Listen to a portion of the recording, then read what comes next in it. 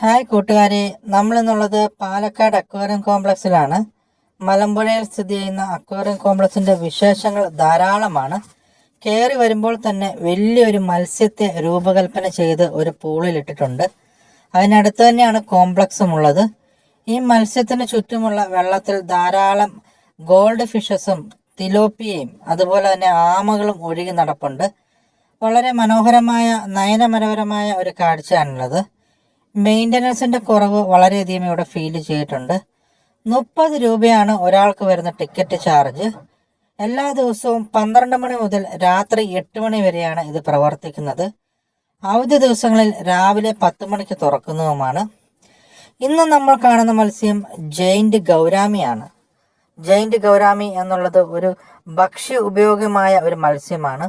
South east ഏഷ്യയിലാണ് ഇത് ധാരാളമായി കാണപ്പെടുന്നത്. ഇത് ഒരു ഒംനിവോറസ് ടൈപ്പ് മത്സ്യമാണ്. അതായത് ചെറിയ ചെറിയ ജന്തുക്കളെയും അതുപോലെ തന്നെ ചെറിയ ചെറിയ വീഡ്സിനെയും അത് ഭക്ഷ്യയോഗ്യമാക്കുന്നതാണ്. ഇതിൻ്റെ സയൻറ്റിഫിക് നാമം എന്നറിയപ്പെടുന്നത് ഓസ്ഫ്രോണമസ് ഗൗരാമി എന്ന് തന്നെയാണ്. പല രാജ്യങ്ങളും വീഡ്സ് കൺട്രോളിന് വേണ്ടി ഇത് ഉപയോഗിക്കാറുണ്ട്. ഇത് വളരെ ഭക്ഷ്യയോഗ്യമായതിനാൽ തന്നെ ഇത് ധാരാളം കൾട്ടിവേറ്റ് ചെയ്ത് വിൽക്കപ്പെടുകയും ചെയ്യുന്നുണ്ട്. Thank you friends.